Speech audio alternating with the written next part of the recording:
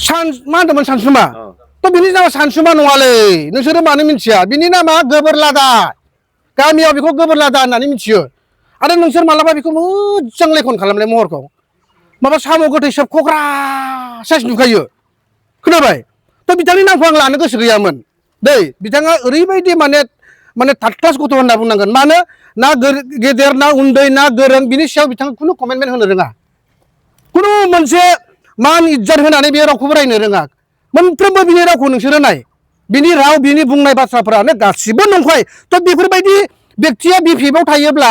थ' बिपिएफआ बिनि थाखायनो जेनो थांगासिनो दं बिथाङा अनेक दरनि अनेक राव बुंदों थ' बिथांनि नामखौ आं लानो बायो जाय दिनै मानाव गेदेर दिपेन बर' सारा मोनसे 25 बोसोर हारि बा आबसुनि थाखाय बा जाथिनि थाखाय माने मोनसे नांनानै फैनाय बेक्तिखौबो जुदि बियो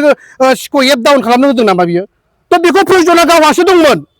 सिफुथला दुगा आयै सत बिलो दा बेखौ आं बुंनानै आं बिनि नामखौ लानो गोसो गैया जाय मानसिया गावनो लोंनानै गावनो हासुग्लानानै मानसिखौ हासुलानाय समाव गावनि हिनजाव नागिरग्रा थ' बिथांनि गोबां एभिडेन्स दं आं समजों लोगोसे बेखौ बिराद बुंगोन भेलुलेस नामा भेलुलेसखौथ' बादो भेलुलेसनिखायबो थाथ्ला भेलुलेस होननानै बुङो बिदिखौ बेनिखायनो आं बुंदोंना बिनि नामा गोबोरलादा होनबा गामियाव मिथियो थ' गोबोरलादा होनबा बिराद दुखु मोनो बियो थ' सैथो नामखौथ' बुंनांगोन ना बेनिखायनो होनदोंना बिनि महरखौल' फल' खालाम नोंसोरो नायबानो साम' गोथै सोबख'ग्रा नुखाथारो